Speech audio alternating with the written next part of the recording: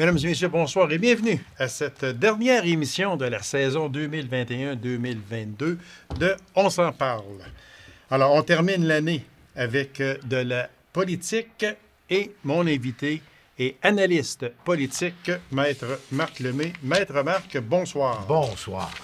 Merci. C'est toujours très, très, très apprécié de vous recevoir à cette émission. Et je vous regarde à chaque année pour le dessert. Ben oui. Des fois, c'est pas marrant, un dessert. Je vais garder mon opinion pour moi, si vous préférez. C'est mieux que ça. J'ai rien dit. Je visionnais notre dernière entrevue que l'on avait enregistrée le 22 mars dernier. Et on se rappelle très bien que le 22 mars, c'était la journée du budget provincial de M. Éric. Et puis, on avait dit qu'on en parlerait un peu. Oh, regardez, on va en parler, c'est sûr, mais il y a rien... juste un peu. Ouais, il n'y a rien d'énorme dans ça, sauf qu'il y a des points ici que j'aimerais que l'on discute. Premièrement, M. Girard et le premier ministre, M. Legault, se défendent pour dire qu'ils n'ont pas déposé un budget électoral. Êtes-vous d'accord avec ça? Hein? Parce que... On dépose un budget... On va parler du 500 pièces, rien que là. Mais de toute façon, qu'on le veuille ou non... C'est électoraliste. Bien, c'est sûr. C'est clair. Surtout que premièrement, c'est le dernier budget avant les élections. Et voilà, c'est ça. Il y a un concept qui est très important. C'est là. Moi, j'ai toujours été d'accord avec ça. Les élections d'acte fixe, il n'y a plus de surprise, il n'y a plus de cachette, il n'y a plus de ci, plus de ça. On le sait 4 ans d'avance, c'est pas compliqué. C'est réglé. Voilà. Au Québec, entre autres, sauf d'un gouvernement minoritaire, mais ce n'est pas encore arrivé au Québec. Donc, on le sait, c'est le 3 octobre. Alors, c'est le dernier budget avant le 3 octobre qui a été déposé par M. Éric Girard. Et là-dedans, je vous dirais, ce que tout le monde a retenu, c'est le 500 pièces. Et voilà. Mais le problème, je vous le dis tout de suite, n'énervez-vous pas, on est au mois de mai, vous êtes en train de faire votre rapport d'impôt, vous l'avez envoyé. Si vous devez de l'argent au gouvernement, attendez-vous pas d'avoir le 500 pièces. Ça, c'est certain. Ça, c'est certain. Le gouvernement va se servir avant de vous servir. C'est clair. Fait que donc, à partir de là... Mais et si vous voulez savoir si vous avez le droit aux 500, allez à la ligne 275 de votre rapport d'impôt du Québec. Si c'est en bas de 100 000, le chiffre qui est là, vous êtes correct, vous allez recevoir 500. Ouais. C'est réglé, ça va vite demain. Le reste... Regardez, on va en prendre quelques-uns. Allez-y, okay, parce qu'on essayez de vous suivre. Moi, je veux juste savoir votre opinion sur le fameux... Bon, 500 pièces, on en a parlé. On l'a réglé. Mais seulement, juste sur le 100 000 et moins. Vous, étiez-vous d'accord avec ça? Écoutez, oui et non. Oui, parce que, bon, là, on s'adresse à la classe moyenne. Oui. Non. Vous avez des revenus de moins de 100 000. Vous avez le droit d'avoir ce 500 $-là. Vous êtes un couple qui avait moins de 100 000 chacun. Ça va vous faire 1 000 pour peut-être faire du barbecue cet été. Bon, une fois qu'on a dit ça, est-ce qu'on aurait pu faire autre chose avec? Je ne sais pas. Mais ce qui est important, puis c'est là que ça devient problématique, parce que ceux qui auraient le plus de besoin, entre guillemets, de ce 500-là, ben, ils ne font pas de rapport d'impôt. Voilà. Ils sont... Exactement, c'est ça. Ça pose bien certain... Souvent, ils ne font pas de rapport d'impôt, donc ils ne le recevront pas, là. Parce qu'il faut que vous fassiez un rapport d'impôt, il faut que vous ayez de l'impôt à payer, ou en tout cas, que vous n'ayez payé, etc. Que vous soyez dans la machine de l'impôt. En fait, il faut que vous soyez un travailleur qui avait travaillé. C'est ça. Puis qui avait des revenus, point à la ligne. Bon. Est-ce qu'on aurait pu faire autrement? Mettre... Moi, ce que je dis, à un moment donné, parce que le 500, là, écoutez, le taux d'inflation au mois de mars, c'est à 5 points quelque chose. 5,7. Ça ne veut pas grand-chose, Non. Pas avec ces 500 pièces-là que vous allez, ça veut dire... Parce que moi, où j'ai trouvé difficile à accepter, c'est que si on prend un couple, la femme gagne 20 000 $ par année. OK? Bon. Et puis, le monsieur gagne 25 000 parce qu'ils sont sur le salaire minimum, etc., etc. OK? Ça fait 45 000. Ils vont avoir le même montant que le monsieur que lui gagne 90 000, sa femme en gagne 95 000. Ils vont avoir le même montant que le monsieur et la madame qui en gagnent 40 000. Moi, c'est ça. C'est sur ça que j'ai même pas accroché. Je suis encore contre ça. Mais c'est fait. Je vais vous dire, c'est fait. On ne sait pas comment... Moi, j'ai hâte de voir la réaction. Écoutez, la réaction sur ce dossier-là a duré une semaine. Oui. Exactement. On est en campagne électorale qui s'en vient. La CAQ, on aura l'occasion d'en parler, se cherchait quelque chose pour toucher la classe moyenne. Je pense que, bon, ils ont trouvé quelque chose. Moi, j'avoue que ça change, ça m'empêchera pas de dormir, comme dirait ma grand-mère. Puis j'aimerais juste une chose qu'on ne saura probablement jamais, mais j'aimerais juste savoir dans les députés, les 125 députés qui ont remis leur chèque à une œuvre de charité ou quelque chose du genre. En fait, un chèque, c'était... s'ils ont moins que 100 000. Oui, mais je prends le député qui, Oui. lui, n'a rien de commission spéciale, d'absolument rien. Nommez-moi un. Ben, il y en a. Moi, il n'y en a pas beaucoup. Il n'y en a pas beaucoup. Il faut qu'il soit, comme dirait ma grand-mère, ou presque, en arrière du rideau. Là. Ben là, c'est pour ça d'abord qu'ils ont tous levé la main puis qu'ils ont dit, ben nous autres, on va donner notre... On va donner notre... C'est correct. On perd un peu de temps, tout simplement. Le temps est plus précieux pour ça. Mais disons que c'était très généreux, avec raison ou pas. Mais là, je vous laisse tout simplement le soin d'en juger vous-même. Des milliards pour la réforme de la santé. 1 milliard cette année et 5,2 milliards sur 5 ans. C'est beaucoup, mais la santé a besoin d'être réformée pour la quoi? Refondée, reformée. Reformée. A besoin d'être retravaillée, tiens. Écoutez, on l'a vécu avec la COVID. Oui. On l'a vécu que notre système de santé était vraiment, entre guillemets, malade. Il y avait des sérieux problèmes. Oui. Pourtant, il gruge la moitié du budget de la province de Québec. Voilà. Alors, c'est clair qu'on a un problème. Bon. Moi, en tout cas, il y a des solutions. Moi, je suis pour un de ceux qui dit on va recevoir plusieurs milliards du gouvernement fédéral pour nous aider dans le domaine de la santé. Ben moi, je prendrais une partie de cet argent-là pour faire traiter en privé des opérations d'un jour. Ah oui, moi, je parle oui. Les cataractes, je parle du glaucome, je parle des petites chirurgies d'orthopédique, de la hanche, des hanches, etc. Oui. Ça, là, on pourrait envoyer ça en privé, ce qui je vous dis pas de faire ça pour longtemps. Je vous dis juste pour désengorger. Écoutez, pour désengorger, ça n'a pas de bon sens. Moi, je suis littéralement tombé sur le derrière. Je me suis retenu. Parce que quand j'ai entendu une madame de Mont-Laurier qui a dit en pleine télévision que ça fait 1 an et demi, 2 ans qu'elle attend pour une chirurgie cardiaque, son médecin, lorsqu'il a passé son examen, il a dit, au mois de septembre, il a dit, madame, vous allez passer avant l'année prochaine, là, avant la fin de l'année, là. Ça fait 8 mois qu'elle attend le téléphone pour s'amener à l'hôpital. Ça, c'est un exemple. Ah, oui, mais oui. Vous pourriez m'en donner 15 autres. Le problème, il est là. Notre système de santé. Écoutez, parlons juste de notre région. Quand vous avez 200, 250 infirmiers qui sont ou malades, absents du travail, parce qu'ils sont brûlés. Et je vous approuve, oui. Il y a un problème oui, là. Oui, c'est sûr. Et en plus de ça, j'ajoute, parce que ça, c'est sorti très récemment, on avait 225 médecins, des omnis, là, des médecins de famille qu'on appelle, là. On en avait 225, on est rendu à 180. Il y a un trou, là. Il y a 40 quelques médecins. Et ça fait mal. La grande séduction, là, puis je suis d'accord parce que dans le coin de la Sarre, on a commencé ça, puis je pense qu'il faut le faire partout en région. Il faut le faire. Comment on fait pour attirer des nouveaux médecins? Oui, exactement, oui. Et ça, notre système de santé, là, c'est vraiment, mais vraiment urgent qu'on fasse un coup de barre. Monsieur Dubé, on verra l'usage. Il vient de signer une entente avec les omnipraticiens. Oui. Paraîtrait-il que il y a 1 million de personnes qui n'ont pas de médecin traitant, qui n'ont pas de médecin de famille, mais il paraît que d'ici la fin de l'année, il y en aurait 500 000 qui auraient été rencontrés. Oui, mais c'est déjà pas mal. Oui, j'ai de la misère à croire ça. Ben, moi aussi, exactement, parce qu'il n'a pas de médecin. Ben, c'est pas compliqué. En tout cas, il y a une grosse game qui vient de ça s'est signé avec les omnipraticiens. On va voir comment ça va aller dans les GMF, les groupes de médecine familiale. J'ai hâte de voir ça. Écoutez, s'il réussit ça, M. Dubé, là... Oh, chapeau. Chapeau. Puis pas rien qu'un chapeau, on va y en acheter plusieurs. Je pense qu'il va faire le tour du chapeau. Moi, je vais vous dire une affaire. Il va faire son Guy Lafleur de lui-même. Voilà. Mais je vais vous dire, c'est vraiment...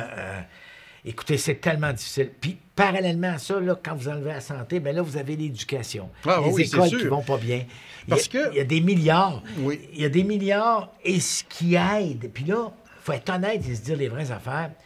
L'économie du Québec va bien. Elle a réparti, elle va bien. Ce qui nous manque, c'est de la main-d'œuvre. Voilà, exactement. Avez-vous des exemples en Abitibi-Témiscamingue? Ah, il y en a. Il y en a des Il caisses y en de a ça. partout.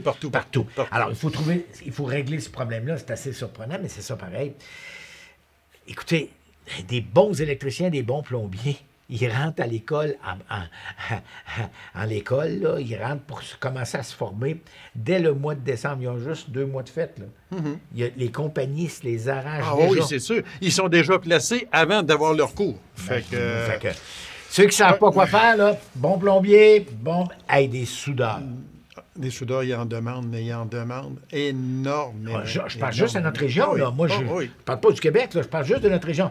Électricité, chauffage, soudeur, mécanicien d'entretien. Prenez rien que des offres d'emploi. Les gars, les jeunes, là. Monsieur Lemay, prenez juste les offres d'emploi là, pour chez nous. Là, Oh, pour Témiscamingue, là, oui. puis il y a des pages, Ben des oui. pages et des pages. Fait que celui aujourd'hui, là, qui est les 2 pieds sur sa bavette du poêle avec son petit chèque à tous les mois, là, s'il dit qu'il n'y a pas d'ouvrage, là, il y a Il y en un a d'ouvrage. problème. Puis même qui pourrait être payé pour aller étudier. Oui, Bon, aussi, c'est pas- exactement. Non, c'est vrai. Exactement, c'est Ouais. vrai. On va finir avec Oui. la santé, parce que j'ai sorti quelques chiffres du budget. 1,7 milliard en prévision de la 6e vague. 401 millions pour améliorer les conditions de travail des employés. 105 millions pour la modernisation. 75 millions pour le fonctionnement des premières maisons des aînés. Je ne sais pas où ils sont, mais en tout cas, il n'y en a pas beaucoup. Convertir des CHSLD privés, ça 19 millions. Puis 1,6 milliard bonifier les infrastructures. On dit aussi dans ce budget-là qu'on a complètement oublié la DPJ et nos écoles demeurent en piteux état. Fait qu'on a tout centré sur la santé. Je n'ai rien contre ça, mais seulement qu'il y a d'autres... Oui, vous avez raison, mais le gouvernement doit faire des choix. Mais là, je ne suis pas député, je ne suis pas candidat. Là, régler ça, on va régler ça tout de suite. Là. Moi, je pense que... Et vous faites un sondage actuellement, vous demandez quelle est votre priorité pour la prochaine élection. Qu'est-ce que vous attendez de votre prochain gouvernement? La première, ça va être régler le système de santé. Et voilà, exactement. Écoutez, on a vécu des choses incroyables. Même moi qui suis... je fais de la politique, puis j'en écoute, puis j'en lis, puis j'en regarde. Je m'attendais jamais à découvrir que notre système de santé était en si piteux état. Personne ne s'attendait à ça. Même pas le premier ministre, même pas le chef d'opposition, etc. Personne ne s'attendait. Mais Puis là, c'est des ça tombait comme des milliards, mouches. des milliards et des milliards. Puis moi, je pense qu'il va falloir que la régionalisation, si le mot veut dire quelque chose, bien que les décideurs régionaux, c'est-à-dire le CR3S, qui soient responsables, et qui administrent les sommes. Oui, mais qu'on délègue. Ben oui, mais qu'on c'est ça. délègue. C'est clair. Parce que durant cette crise-là, on le sait, on en a tellement parlé à l'hôpital, à la Sarre, au centre hospitalier, à Macamic, à Ville-Marie. Des décideurs, il n'y en avait pas. Il n'y en avait plus. Il n'y en avait plus. Il faut que ça revienne. Mais- Apparemment, ça commence à revenir. Là. En tout Non, cas, c'est mais- la grâce que nous nous souhaitons tous. On verra ça. Oui ou non? Équilibre budgétaire prévu 2027-2028. Hein? Il n'y a personne qui peut le dire. Voilà, Parce qu'on ne sait exactement. pas. On ne sait pas ce qui Parce va que arriver. qui aurait pensé, il y a 2 ans, qu'on aurait une pandémie? Puis en plus de ça, il y a 2 ans, en 2019-2020, parce que le budget de M. Girard, si ma mémoire ne me fait pas défaut, 2018, parce qu'on a été élu en 2018, Oui. donc 2019, voilà, il prévoyait un surplus budgétaire de plus de 5 milliards. Oui, voilà, exactement. C'est en plein, ça. Et là, on est tombé en déficit. Alors, on ne le sait pas. Je leur souhaite bonne chance, mais ce qui est le fun, puis je reviens là-dessus, c'est que l'économie est relancée. Voilà, c'est ça qui est très important. Et ça, là, c'est des fonds qui vont rentrer au gouvernement du Québec, au gouvernement fédéral aussi. Donc, on sent que ça Ça reprend. a déjà paru, là, au moment où c'est l'on se clair. parle, avec le C'est budget clair. de M. Gérard, ça a déjà paru parce que Et- les entrées d'argent se font. Là, Puis je actuellement. veux pas être noircir le portrait, mais encore, je vous dirais, et on aura l'occasion d'en parler peut-être à la fin de l'été ou au début de l'automne, qu'est-ce qui se passera avec la guerre en Ukraine. Ça Ça aussi, aussi. ça peut avoir un énorme impact. Oui, exactement, énorme. je suis bien d'accord. Bon, On à va suivre. laisser faire le budget de M. Gérard, qui n'est pas un budget électoral, à dire. Puis on va très vitement, Maître Marc, élection présidentielle française, Bravo. Macron, 58 Vive la France. Le Pen, 42 Vive la France! C'était prévu, mais par contre, Mme Le Pen a fait quand même une belle campagne. Pour nous autres, au Canada, au Québec, ça rien. va changer rien. Ah, rien. Ça ne change rien. M. Macron a été réélu. Rapidement, expliquons le système. En France, vous élisez le président et par la suite, et ça sera au mois de juin, vous élisez, c'est le cas de le dire, la législation, donc le Parlement, l'Assemblée, ce qu'on appelle l'Assemblée nationale, Oui. et les sénateurs par la suite. C'est là que l'impact va se faire voir. Parce que M. Macron doit avoir une Assemblée nationale qui y ressemble. Et c'est là que ça va être le fun. Parce que est-ce que la gauche, on suivra ça au mois de juin? Ça va être difficile. Ça vous tente de suivre ça? Et qu'est-ce qui va se passer avec la droite et l'extrême droite? On ne sait pas. Mais tout ça, c'est à suivre. Et M. Macron a maintenu, il veut faire une promesse. En France, les retraites, il veut juste porter ça à 65 ans, puis tout le monde est descendu dans la rue. On est à 65 ans, nous. Oui. On n'est pas grand monde qui est descendu dans la Non, rue. absolument Puis- pas. Mais en France, c'est des milliards d'euros, donc 1 euro égale 1,60 $ canadiens, donc vous admettez des milliards, à toutes les années entre 60 et 65 ans où on reporte la retraite. Si on permet la retraite à 65, c'est des milliards de dollars que va épargner les contribuables français. C'est à suivre. On aura l'occasion d'en reparler, mais je ne pense pas que ça va avoir un très, très grand impact. On n'aura pas d'impact ni majeur, nous autres, Sauf ici, le vin. avec ça. Peut-être notre vin, beaucoup. Peut-être. Correct. Peut-être. Mais Rien à dire. il y a bien d'autres pays Oh qui oui, en oh font oui. également. oui. Un départ qui... C'est pas un départ. C'est que la personne ne se représentera pas le 3 octobre prochain. C'est Catherine Dorion de Québec solidaire. Yeah. Moi, là, je vous pose la question comme ça. L'Assemblée, parce qu'elle dit, l'Assemblée nationale serait extrêmement contraignante avec des cadres rigides, vieux et dépassés. Qu'est-ce que cette méchante institution l'empêchait de faire ou de dire à elle? Mais, écoutez, je vais faire un parallèle entre elle et Véronique Yvon. OK. Parce que Véronique oui, parce Yvon, qu'elle ne se, elle ne vient se d'annoncer. représente pas non plus. Elle vient d'annoncer. C'est ça. Véronique Yvon a réussi à dépolitiser la question du droit de mourir dignement. Oui. Ils ont, Elle a fait, travaillé ils ont, fort, fait, ils ont oui. fait les 4 partis politiques, Québec solidaire, blablabla, toute la gang ensemble, ils se sont assis. Puis 4 sont- merveilleuses députés qui Oui. se sont assis et ils ont oublié les contraintes politiques et ils sont arrivés avec un projet de loi qui a fait en sorte que le droit de mourir dignement au Québec est un exemple à travers le monde entier. Oui, quasiment. exactement. Bon. Moi, je me doutais bien que Mme Dorion aurait beaucoup de difficultés avec un moule comme ça. Écoutez, elle était relativement jeune, Oui. vraiment très comme la majorité de Québec solidaire. Parlez-en à Émilie Le Santérien. Elle aussi, le carcan de l'Assemblée nationale. C'est pas facile là, d'aller en politique quand vous êtes jeune avec plein d'idées puis Oui, vous mais voulez tu que le ça sais déborde. avant de rentrer. Mais peut-être Ça- que quand tu l'as pas vécu, C'est ça. Et probablement, je suis pas certain de ce que vous venez de dire. Tu le sais avant de rentrer. Est-ce qu'elle a été vraiment préparée par son Ah, ça, c'est équipe une autre autour affaire, d'elle, ça, par le par monde exemple. autour d'elle Ça, quand c'est elle a une autre été affaire. élue? Ouais. C'est drôle, Saul Zanetti, qui est du même parti qu'elle et qui est de la Haute-Ville de Québec et de Québec aussi, lui n'a pas tiré, n'a pas décidé de partir. Bon, moi, je laisse ça, on verra comment l'histoire réglera le problème, mais ce n'est pas facile d'aller en politique, ce n'est pas facile de faire de la politique active, ce n'est pas facile... je peux en parler, la ligne de parti. oui, oui, OK. oui, vous pouvez en parler. Et- Non, ça va bien, non, ça va OK. bien, ça va bien. On va couper au montage. Ah, OK, c'est beau. Mais, OK, mais je parlez-en à parlerai pas François d'abord. Gendron, 42 ans Oui. de vie politique. C'est un rythme de vie qui est infernal. Oui, puis là, François l'a point dit à la ligne. plusieurs fois Et- aussi. et Mme Dorion, qui est quand même relativement jeune, Oui. des jeunes enfants, très jeunes enfants. À un moment donné, là, c'est pas facile. Alors, on verra bien. Mais moi, j'ai pas hâte au 3 octobre. J'ai hâte ou j'ai pas hâte parce que je suis inquiet de voir le raz-de-marée qui se prépare, le tsunami. La CAQ, écoutez, actuellement, la CAQ, là, avec les sondages, oh, c'est l'été pas passé, puis il n'y a pas ci, puis il n'y a pas ça, puis monsieur Legault est allé faire une niaiserie en disant à M. Arcan, t'es pas mort, ça, toi, là, bon, tu gars. Ça, C'est il des ne faudra pas niaiseries. qu'il en fasse trop. Non, c'est de l'arrogance. Oui, Alors, exactement. je pense qu'il y a bien du monde autour de lui qui commence à dire à M. Legault puis aux députés, là, l'arrogance, ça va faire. Là. Calmez-vous et pas. Attendez le 4 octobre.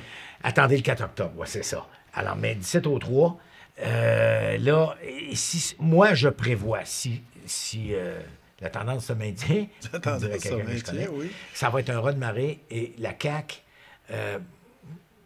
honnêtement, là, près de 100 comptés. Près de 100 comptés. Fait que ça veut dire une chose.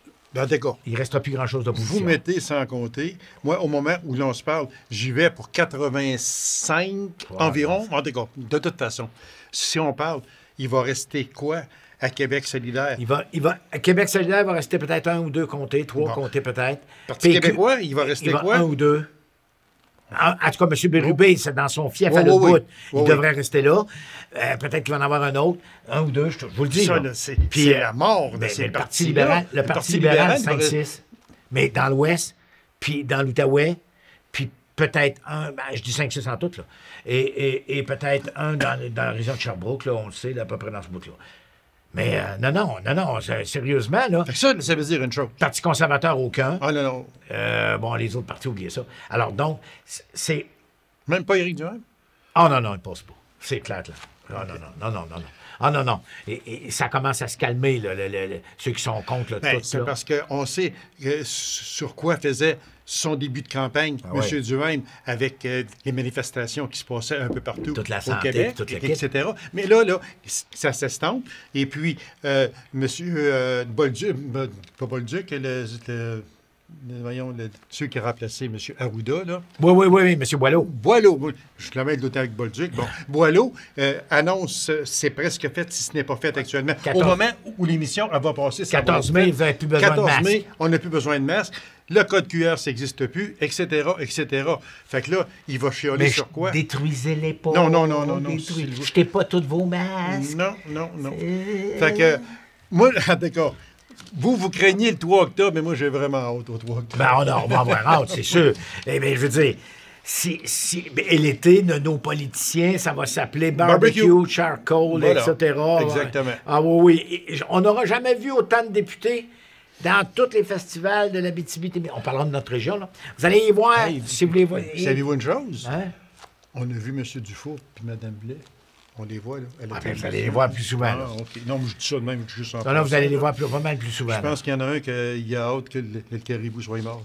Excusez si je vais trop loin. Donc, que le dossier du caribou soit mort. Je retire mes paroles ici. OK. Mais de toute façon, on va assister à une campagne qui va être quand même axée sur l'économie, voilà. Santé. Exactement. Je peux vous le dire tout de suite, la reprise économique, la santé, si le Seigneur peut nous épargner une 6e vague, puis si ça ne peut pas partir en fou à l'automne, puis que ça... Bon, si tout va bien, Madame la Marquise, là c'est l'économie, c'est la formation professionnelle, c'est envoyer, s'il vous plaît.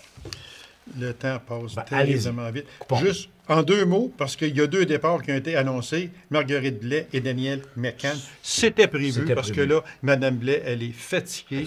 Elle est brûlée. 72 ans, si ma mémoire est fidèle, environ. Et puis Mme McCann, aussi 67, 68 ans.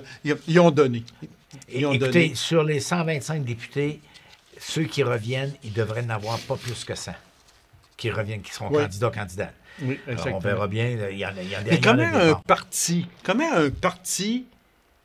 comme Parti québécois, Parti libéral aujourd'hui, comment ces deux partis-là vont faire, parce que t'en presse, vont faire pour aller chercher Tu fais de la des sollicitation. gros candidats, mais je parle de gros noms. Comment ils vont faire? Parce qu'ils savent fort bien. Il ne faut pas s'en cacher. Là, ils disent pas, ben la case puis le mais ils sont pas. Bon, regarde, peu importe notre allégeance politique, il faut se rendre à l'évidence que ces deux partis-là ne prendront pas le pouvoir. Ça, c'est sûr et certain. Donc, tu vas chercher un gros nom, tu le sors d'une grosse compagnie à gros salaire, puis tu vas l'emmener dans le 2e, 3e balcon à 85 000 $ par année. Tu lui dis, écoute, ce coup ici, là, c'est notre coup. Si je suis du Parti libéral, c'est on remonte le Parti libéral, on fait tout ce qu'on peut pour le remonter, ça sera pour la prochaine élection. Viens t'asseoir à côté avec nous autres. Viens avec nous autres. Attends pas la prochaine élection. Viens-t'en tout de suite. On verra. Pour le Parti québécois, ça va être énormément. Comme dirait mon ami Gilles Duceppe, ils vont-tu ramer dans le sable? Ils vont-tu ramer dans le sable? C'est vraiment pas facile de trouver des candidats, candidates. Absolument pas. C'est ce qui va faire que la CAQ pourrait aller chercher un nombre terrible de sièges. Et c'est ce qui va probablement arriver. Comme le Parti québécois, on le sait, est en chute libre. Est-ce que, si on parle de Dominique Andelade et de Paul Saint-Pierre Plamondon, jouent leur carrière politique? Ah ben oui, mais ça c'est clair. Je veux dire, regardez. Mais c'est pas facile pour personne. Moi, je regarde ça aller, là. Il faut pas que M. Legault fasse trop de niaiseries et qu'il déboule d'un sondage. Non. Tu sais, veut dire. Et dites-vous une affaire, s'il est réélu, M. Legault, avec son équipe, c'est clair que c'est son dernier mandat. Oui. Alors, on va pas plus haut que 2 mandats, nous autres, généralement, au Québec. Alors, Mme Andelade, le problème, c'est qu'elle a beaucoup, beaucoup de difficultés au sein de son propre parti. Elle a de la difficulté. M. Paul Saint-Pierre Plamondon, il défonce pas les murs. Non, on n'entend presque pas parler. C'est pas facile. C'est pas facile avec la COVID, c'est pas facile quand tu as un parti politique qui occupe tellement l'avant-scène. Écoutez, depuis 2 ans, là, c'est uniquement le parti de M. Legault qu'on voit là, avec toutes les conférences de presse journalières et toute l'équipe. C'est pas facile pour les partis d'opposition. Il reste, mon Dieu, que le temps passe vite. Un sujet que je veux aborder, que vous m'avez donné juste avant d'entrer en onde, mais il va nous rester après juste 2 minutes pour en parler. Projet de jugement avortement aux États-Unis qui peut avoir des conséquences très fortes pour nous autres aussi. Nous, on se quitte bientôt, au mois de juin. Il y a une importante décision de la Cour suprême des États-Unis qui va être rendue concernant le droit à l'avortement. L'État du Mississippi, vous allez me dire, il est rendu loin, là, mais l'État du Mississippi a décidé qu'eux autres, ils voulaient restreindre l'avortement. Et tu ne peux pas te faire avorter si tu as plus que 15 semaines de grossesse. Et ça, c'est l'enfer. C'est parti. Sauf que, au moment où on se parle, aujourd'hui, et là, ça va brasser au cours des prochains jours, il y a un projet de jugement. Ça, c'est jamais arrivé dans toute l'histoire des États-Unis, même au Canada. Les projets de jugement que les juges ont entre les mains, OK? Et jamais, il n'a été coulé. Et là, il a été coulé volontairement un projet de jugement qui ferait qu'à 6 contre 3, on remettra en cause l'avortement. Et ça va avoir, vous allez me dire au Canada, ça va avoir un impact parce que toutes les pro-vie vont monter aux barricades et ça se pourrait bien que le Canada devienne un endroit de refuge pour procéder à des avortements. Voilà, exactement. Je dis bien si le jugement, mais quand on voit un projet de jugement comme ça, et même le juge en chef de la Cour suprême des États-Unis a admis que c'était un texte qui circulait. Donc, ça veut dire que c'est vrai. Ça veut dire qu'au mois de juin, quand ce jugement-là va être rendu, ça va brasser, ça va être l'enfer. Monsieur Lemay, merci infiniment de cette belle saison que vous nous avez donnée encore une fois. C'est très apprécié. Puis, je vous souhaite à vous un très bon été. À vous aussi, aux téléspectateurs tristes également, et surtout, bonne santé. Faites attention à vous, s'il vous plaît. Faites attention. La santé, là, c'est ce qu'on n'achète pas. C'est ce qu'on n'achète pas. Merci beaucoup, M. Lemay. Et tant qu'à vous, mesdames et messieurs, c'est que merci d'avoir été là et fidèle à cette émission au cours de toute la saison encore 2021-2022. On vous souhaite un bon été et s'il vous plaît, soyez très, très prudents. Merci. Au revoir.